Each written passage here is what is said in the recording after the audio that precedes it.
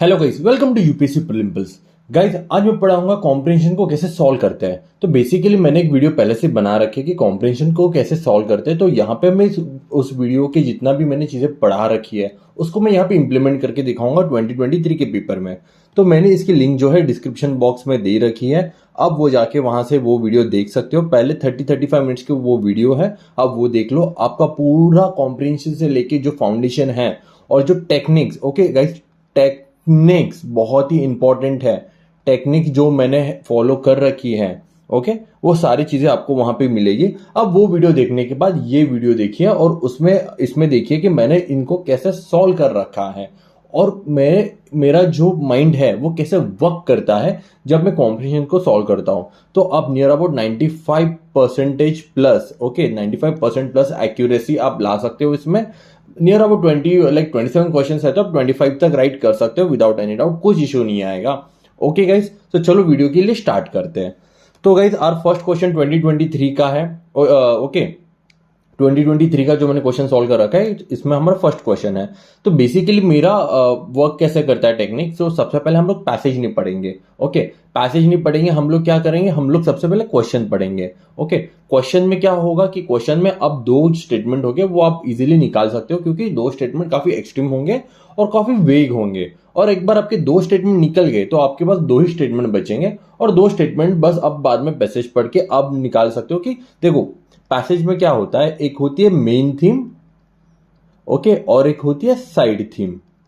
Okay, आपको क्या करना है, आपको पकड़ना है कि मेन थीम कौन सी है, साइड थीम कौन सी है। एक बार आपको मेन थीम मिल जाएगी, आप उसका आंसर लगा सकते हो डायरेक्टली। ओके, तो ये एक टेक्निक है, ये एक प्रोसेस है हम लोग कॉम्प्रिहेंशन सॉल्व करते वक्त। बट ऐसा नहीं होगा कि आपने देख लिया और आपको तुरंत आ गया। आपको इसकी प्रैक्टिस करनी पड़ेगी। जब तक आप इसकी प्रैक्टिस नहीं करोगे तब तक आपको ये आएगा नहीं। ओके, तो चलो स्टार्ट करते हैं।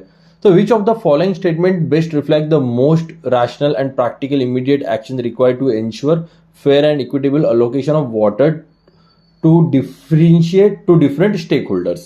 Okay, ओके, तो यहां पे देखो क्या बोला, most rational, practical and immediate action बोला है। तो इसके अकॉर्डिंग हम लोग देखते हैं। The national pragmatic and legal policy framework for water allocation should be made. Okay, policy की बात कर रहे हैं, not an extreme term. All river system of the country should be link and use aquifer created. देखो क्या बोला है, all the river system. देखो ये पॉसिबल नहीं है ना, ऑल द रिवर सिस्टम कैसे पॉसिबल है, तो इसको हटा दो। Okay, water channel between region of water surplus and region of water deficit should be created. क्या लिखा है यहाँ पे, इमीडिएट एक्शन। ये इमीडिएट एक्शन हो सकता है क्या, ये भी नहीं हो सकता, ये भी हटा दो। To mitigate water crisis, water demand sector such as agriculture and industry should be reduce. Okay, अब मुझे एक बात बताओ, अगर हम लोग वाटर क्राइसिस हो रहा है और वाटर डिमांड हम लोग एग्रीकल्चर की और इंडस्ट्री की कम कर दी, ऑब्वियसली अगर एग्रीकल्चर की वाटर डिमांड हमने कम कर दी तो हमारी जो ग्रोथ है वो भी कम हो जाएगी, ग्रोथ हैम्पर हो जाएगी।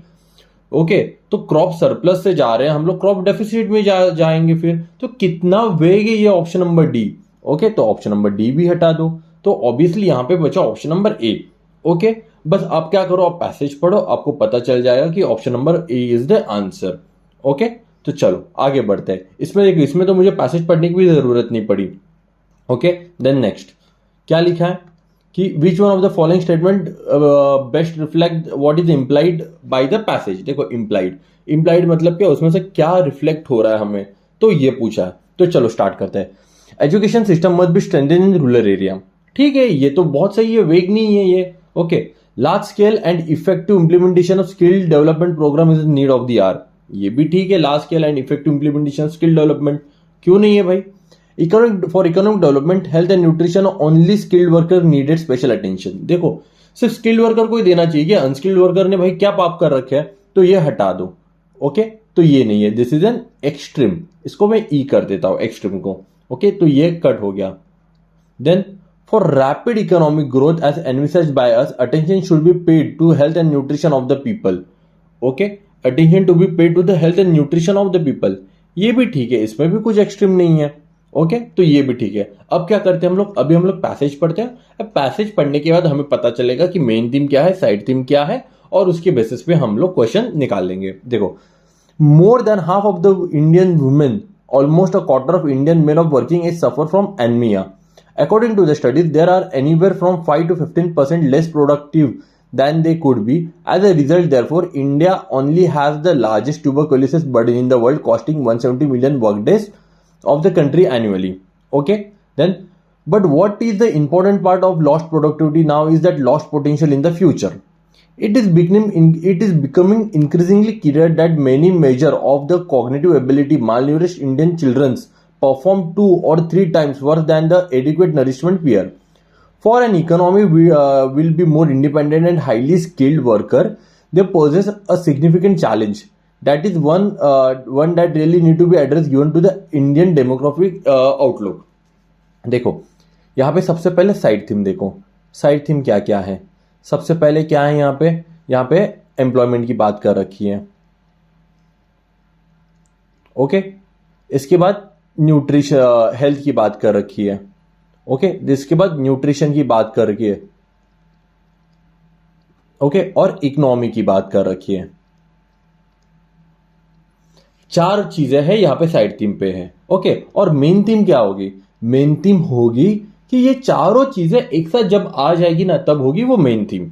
ओके, अब देखो, education system must be strengthened in rural area. ये तो बात ही नहीं कर रखी है ना कि रूरल एरिया में ही एजुकेशन सिस्टम सही होना चाहिए, तो ये हटा दो। Large scale and effective implementation of skill development program is the need of the hour. देखो यहाँ पे स्किल डेवलपमेंट का बोला है, बट ये नहीं बोला है कि हमें effective implementation of large scale and effective implementation चाहिए, तो ये भी हटा दो। अब देखो, for economic growth as envisaged by us, attention should be paid to health and nutrition of the people. देखो, इकोनॉमी आ गया यहाँ पे, हेल्थ आ गया, न्यूट्रिशन आ गया, तो ये हो गया ना होलिस्टिक आपका मेन थीम। ओके, तो इसकी वजह से इसका answer will B D. Okay, I hope आपको मेन थीम और साइड थीम का फंडा क्लियर हो गया। Okay, next question, which one of the following statement reflect the most logical and rational message conveyed by the author of the passage? Okay, adaptation to climate change and mitigation response are basically the responsible of the government. Okay, एक बात समझाओ मुझे कि हर एक चीज government ही करेगी क्या? Citizen कुछ नहीं करेगी, प्राइवेट सेक्टर कुछ नहीं करेगा। ओके, और ये क्लाइमेट चेंज और मिटिगेशन है सिर्फ गवर्नमेंट करेगी, तो ऑब्वियसली गवर्नमेंट कैसे फिर इफेक्ट ला पाएगी, कुछ पॉजिटिव इफेक्ट? तो सब कुछ करना चाहिए। तो यहां से तो ऑप्शन नंबर 1 इज एक्सट्रीम, क्योंकि यहां पे सिर्फ गवर्नमेंट का हाथ नहीं है। यहाँ पे climate change can cause a change in government policies regarding land use pattern in the country. ये भी ठीक है, ये नहीं है, ये एक्सट्रीम नहीं है, तो इसको मैं ऐसे ही रख देता हूं। Risk perception of farmer are important for motivating them to taking additional decision. ये भी ठीक है, इसमें भी कोई एक्सट्रीम नहीं है। Since mitigation is not possible, government should come up with a policy for quick response to the climate change. देखो, सबसे पहले मिटिगेशन पॉसिबल क्यों नहीं है? धीरे धीरे करके मिटिफिकेशन पॉसिबल हो सकता है। थोड़े जीएस की नॉलेज लेके आओ और मुझे बताओ, क्लाइमेट चेंज के लिए क्विक रिस्पॉन्स कोई बनता है क्या? क्लाइमेट चेंज को हमें लॉन्ग टर्म में देखना है, तो this is also extreme statement, तो ये भी हटा दो। अब देखो, अब मेरे पास 2 है, क्लाइमेट चेंज से रिलेटेड और एक फार्मर से रिलेटेड। ओके, अब मैं पैसेज पढ़ूंगा, उसके बाद मुझे पता चलेगा। In India, majority of the farmers are marginal and small and less educated and possess low adaptive capability to climate change, perhaps because of credit and other constraints. So one cannot expect autonomous adaptation to climate change. Even if it was possible, it would not be sufficient to offset losses from climate change.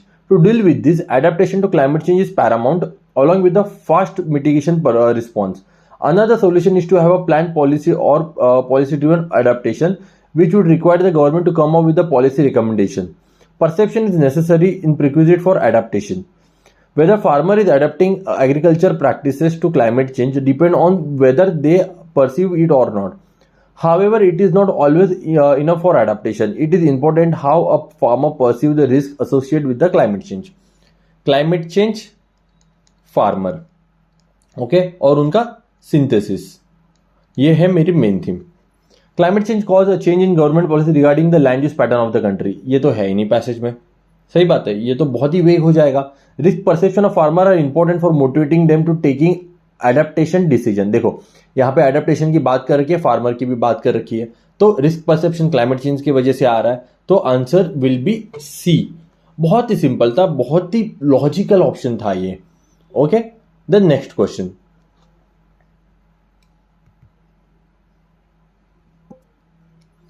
क्या है next question? Which one of the following statement best reflect the crucial message conveyed by the author of the passage? Business that cause emission may need to close down or pay for pollution in the future. Need to close down, देखो close तो करना बहुत ही मुश्किल हो जाएगा। देखो close कैसे करेंगे, नीड टू क्लोज डाउन मतलब बहुत ही एक्सट्रीम हो जाएगा, तो इसको मैं थोड़ा साइड में रख देता हूं। The only solution is technical development related to the issue of the climate change. देखो द ओनली सोल्यूशन कैसे भाई, कैसे पॉसिबल है ओनली सोल्यूशन, ये एक्सट्रीम में आ जाएगा, दिस इज एक्सट्रीम, उसको हटा दो। Waiting to deal with carbon emission until technology improve is not a wise strategy. ठीक है, यहां पे नेगेटिव नहीं बोला, इसमें बोला कि एक वाइज स्ट्रेटेजी नहीं है। अगर नेगेटिव अलग होता है, ठीक है, और ये एक पॉजिटिव एस्पेक्ट में है। Since future technological change is uncertain, new industry should be based on the renewable energy source. चलो ये भी ठीक है, ओके। अब मैं पैसेज पढ़ूंगा, पैसेज से मुझे पता चलेगा कि ये पैसेज कहना क्या चाहता है। The emission human puts into the atmosphere now will affect the climate in the middle of the century and onwards. Technological changes, meanwhile, could make a future transition away from the fossil fuel cheap or might not, leaving the world with a terrible choice being sharply reducing emission at huge cost or suffering from the effect of the unbeatable warming. Business do not hedge against the threat to the uncertain outcome fails. The world cannot afford such recognition of climate change. देखो ये इसके बारे में तो बात ही नहीं करी है, ओके। किसके बारे में बात नहीं करी है, ये टेक्नोलॉजिकल चेंज के बारे में वगैरह कुछ बात नहीं कर रखी है, ओके। एंड देन यहाँ पे बिजनेस डेट कॉज एमिशन, पे फॉर पोल्यूशन के बारे में बात कर रहा है यहाँ पे, वो भी नहीं बात करे, तो ये भी हटा दो। Until to deal with the carbon emission, until waiting to deal with carbon emission until improve is not a wise strategy, तो this is a right option. देखो क्या होता है ना कि बोलोगे कि सर आपने क्या बोला, आपने बोला कि कुछ तो मिलना चाहिए। देखो 4-4 जो ऑप्शंस होते हैं, ऑप्शंस में हमें राइट ऑप्शंस नहीं ढूंढना, okay. We do not need right option, we need most appropriate. चारों में से मोस्ट अप्रोप्रिएट कौन सा है, ओके, मोस्ट अप्रोप्रिएट ऑप्शन हमें ढूंढना है। तो यहां पे option C is the most appropriate, तो answer is option C, okay. Then next assumption पूछा है, assumption which of the following statement based assumption पूछा है, ठीक है। We are likely to spend more money on cure than presumption, okay, ये कुछ extreme नहीं है, हो सकता है। It is the job of the government to solve the environment, देखो वापस आ गया जॉब ऑफ द गवर्नमेंट, ये भी नहीं है भाई, गवर्नमेंट की ही क्यों जॉब है, प्राइवेट की और सिटीजन की क्यों नहीं है। Health can be protected even if the environment problem goes unattended, ये भी ठीक है, कुछ एक्सट्रीम नहीं है। Lost of traditional lifestyle and influence of western values led to the some unhealthy ways of living, ये ब्लेम कर रहा है, ओके, ब्लेम कर रहा है किसको, वेस्टर्न कल्चर को। वेस्टर्न कल्चर को क्यों ब्लेम करेंगे, तो ऐसे जो स्टेटमेंट्स होते हैं ना वो नहीं होते, तो either it should be option A और option C, okay. Environmental problem cause health problem, substantial changes in the lifestyle reduces environmental और health problem, but the idea appears almost impossible to adopt. With environmental problem, individual effort can be perceived having negligible effect and therefore lead to the inertia. With health, on the other hand, individual choices can make the differences between health and between life and death, literally. And yet, a bearing few seem to be same collective lethargy towards making their choices. Okay. Passage पढ़ने के बाद मुझे ऐसा समझ में आ रहा है, health can be protected even the environmental problem goes unattended. नहीं ना, देखो ये थोड़ा एक्सट्रीम नहीं जा रहा है, हेल्थ कैसे प्रोटेक्ट हो सकती है अगर एनवायरमेंटल प्रॉब्लम हो सकती है तो। बट ये यहाँ पे बोल रहा है, देखो यहाँ पे क्या बोल रहा है, यहाँ पे बोल रहा है we are likely to spend more on cure than prevention. यही तो बोल रहा है कि जो भी चीजें हो रही है पहले हम उसके ऊपर ध्यान नहीं दे रहे, जब हमें हो जाती है उसके बाद हम उसके ऊपर वर्क करना स्टार्ट कर देते हैं, ओके। तो इसका answer will be A here. Then question number 13 क्या लिखा है, which one of the following statement best reflect the crux of the passage.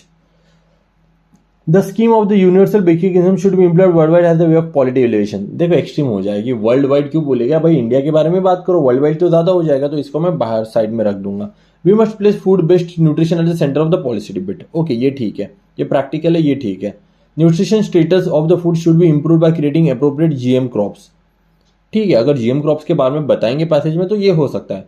Using modern food processing technology we must fortify food items with required the nutrition element, ये भी ठीक है। अगर इसमें food fortification के बारे में बात करिए तो ये भी सही हो सकता है, तो मुझे पैसेज पढ़ना पड़ेगा।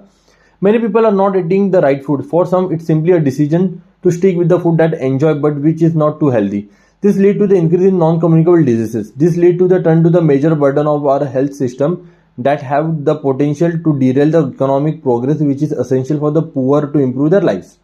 For other, it is about limited access to nutrition, food, or lack of affordability, leading to the monotonous diet that does not provide the daily nutrient for them develop fully. For the part of the reason nutrition is under the threat worldwide, and it is that our food system are not properly responding to nutritional need.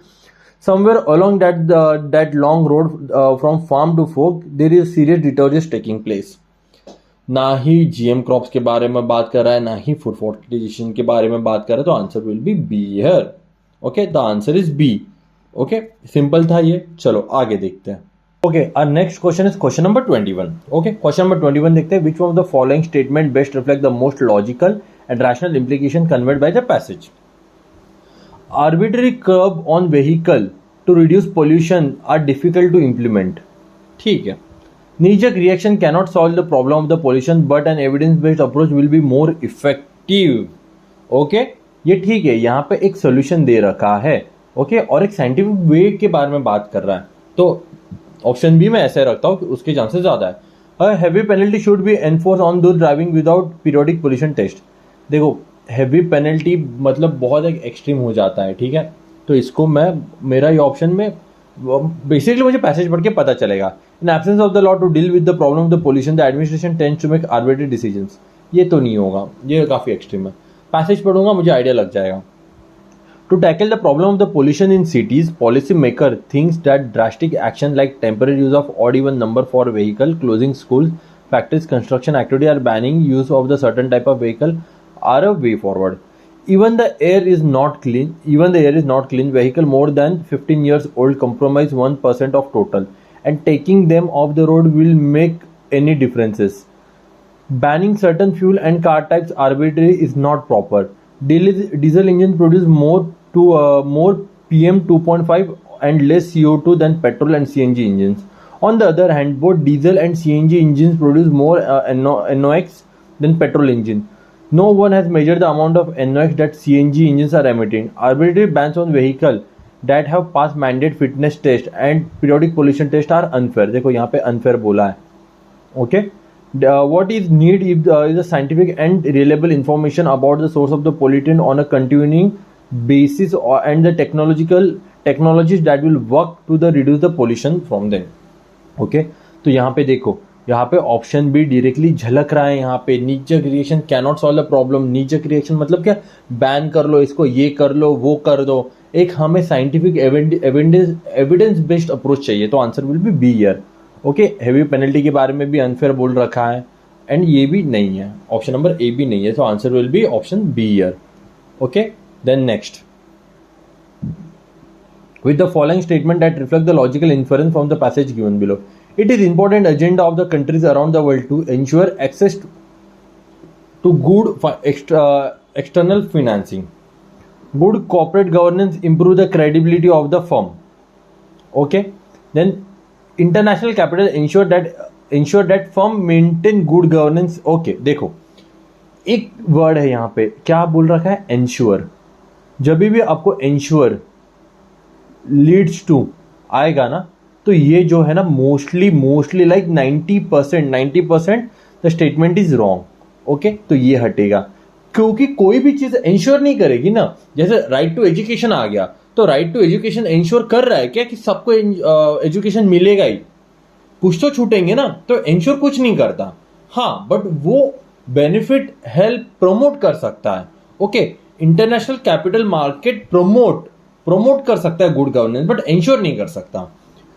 Good governance paves the way for robust supply chain. हो सकता है, मुझे passage पढ़ के पता चलेगा, तब तक मैं कुछ बोल नहीं सकता. Good governance. Okay, good corporate governance structure encourages. देखो मैंने कहा, कैसे कहा था, एनकरेजेस. ओके, यहाँ पे encourages campaign to provide accountability and control. A fundamental reason why a good governance have moved on to the economic and political agenda worldwide has been rapid growth in international capital markets. Effective corporate governance enhances access to the external financing by firms, leading to greater investment, higher growth and employment. Investors look to the places their fund where the standard or disclosure of timely and accurate financial reporting and equal treatment of all stakeholders are met. Okay यहाँ पे देखो, it is an important agency of the countries around the world, ये तो है ही नहीं, ये हटा दो। अब क्या बचा मेरे पास, option number B and option number D. Good corporate governance improve the credibility of the fund, and यहाँ पे बोला है सप्लाई चेन के बारे में। ओके तो क्रेडिबिलिटी बनवा सकता है, ओके यही तो बात करना है, क्रेडिबिलिटी की बात कर रहा है, तो सप्लाई चेन के बारे में बात ही नहीं है, तो option B will be my answer here. Okay then next question number 23। The home, क्या लिखा है कि लॉजिकल एंड रैशनल इन्फरेंस निकालो। Home range of the elephant need to be a vast area of rich biodiversity. Elephant are the keystone species and the benefit the biodiversity. काफी straightforward है और काफी general है। Rich diversity cannot be maintain in the forest without the presence of the elephant. देखो ऐसी बात नहीं है ना, क्योंकि बहुत सारे जगह पे एलिफेंट नहीं होते, बट फिर भी वहां पे रिच बायोडाइवर्सिटी होती है। Elephant are capable of regenerating forest with species as per their requirement. देखो यहाँ तक तो सही है, but as per their requirement ना ये थोड़ा एक्सट्रीम हो जाता है, तो मुझे पैसेज पढ़ना पड़ेगा, उसके बाद मुझे पता चलेगा। Elephants are landscape architect, creating clearing in the forest, preventing overgrowth of certain plant species and allowing space for regeneration of others, while in turn provides sustenance to other herbivorous animal. Elephant eat plant, fruits and seeds, propagating the seeds when they defecate in other places as they travel. Elephant dung provides nourishment to plants and animals and act as a breeding ground for the insect. In times of drought, they access water by digging hole with the benefit other for animals. Okay देखो यहाँ पे as per their requirement ये हटा दो। Okay home range के लिए wide diversity चाहिए, ये भी नहीं है, तो answer will be B here. Okay guys, just because मैं डायरेक्टली आंसर मार्क कर रहा हूँ, इसका रीजन है जो मैंने पहले वीडियो बना रखा है, इसका जो मैंने लिंक डिस्क्रिप्शन में दे रखा है, आप पहले उसे फॉलो करो। उसके बाद आपको ये जो लॉजिक्स है ना, ये जो टेक्निक्स है ना, तुरंत आपके दिमाग में चलने स्टार्ट हो जाएगी। ओके इसके लिए वो बहुत ज़रूरी है पहले, इसके बाद में ये सब देखना स्टार्ट कर दो। Okay then next question. देखो जब भी अजम्पशन आ जाएगा ना, अजम्पशन के लिए मेरा मानना होता है कि सबसे पहले आप क्या करो ना, अजम्पशन के लिए सबसे पहले आप पैसेज पढ़ो। ओके क्योंकि अजम्पशन काफी वास्ट होता है, काफी उसका हराइजन काफी ब्रॉड होता है, उसके लिए पहले पैसेज पढ़ना बहुत जरूरी है अजम्पशन के लिए। Passage 1। In India, segregation of municipal waste at source is rare. Recycling is most with the informal sector. More than 3/4 of the municipal budget goes into the collection and transportation, which leaves very little for the processing source at disposal. Where does waste to energy fit into all this? Ideally, it fit in the chain after segregation between wet waste and the rest. Collection, recycling, and before getting to the landfill. Which technology is most appropriate in the converting technology to energy depend on which in the waste, that is biodegradable versus non-biodegradable component and its calorific value. The biodegradable component of India's municipal solid waste is a little over 50%, and biomethanization offer a major solution for the processing this. Okay, पूरा passage पढ़ लिया, अब देखता हूँ। Collecting, process and segregation of municipal waste should be with the government agency. Okay मुझे बताओ कहाँ पे बोला है उसने, यहाँ पे बोला है कि ये कलेक्शन प्रोसेसिंग सेग्रीगेशन होना चाहिए, बट ये गवर्नमेंट एजेंसी करेगा, यहाँ पे कहाँ बोला है, तो ये नहीं बोला, तो ये हटा दो। Resources recovery and recycling require technical input that can be best handle with the private sector. Guys ये भी तो पैसेज में कहीं पे नहीं बोला है ना, तो answer will B D year. Crux क्या है? क्रक्स सैंपल होता है, जब भी क्रक्स आ जाए ना आपको बहुत सिंपल वे में बताता है। Generation of energy for municipal solid waste is inexpensive, ये तो क्रक्स है ही नहीं। Biomethanization is the most ideal way of generating energy for municipal waste. देखो यहाँ पे बायोमिथेनाइजेशन बोला गया है, बट यहाँ पे मोस्ट आइडियल वे नहीं बोला। और क्रक्स क्या होगा? क्रक्स पूरे पैसेज को पकड़ के होगा ना, या फिर एक छोटे से लाइन को पकड़ के होगा, हार्डली एक लाइन को, तो ये हो जाएगा साइड थीम, तो ये छोड़ दो। Segregation of municipal waste is the first step to ensure the sources to the waste to energy. देखो यहाँ पे सेग्रीगेशन बोला है, म्युनिसिपल वेस्ट बोला है, वेस्ट टू एनर्जी भी बोला है, तो मोस्टली ये हाई चांसेस है हमारे आंसर होने के। The biodegradable compound of India municipal waste is not adequate to provide energy from the waste. देखो ये तो ब्लेमिंग कर रहा है इंडिया को, तो answer will be guys, answer will be, कौन सा है answer? Answer will be C here. Okay, answer यहाँ पे सी होगा। देन इसका जो पार्ट 2 है वो मैं कल रिलीज कर दूंगा। ओके, आप होपफुली आपको ये आइडिया लग गया होगा कि इसको सॉल्व कैसे करते हैं। हम लोग कल वापस एक नए वीडियो के साथ आ जाएंगे, इसको कंटिन्यू करेंगे और ये कंप्लीट कर देंगे कल के कल। ओके, जितने भी हमारे क्वेश्चंस बचे। Thank you so much guys, thank you for watching my videos. Bye.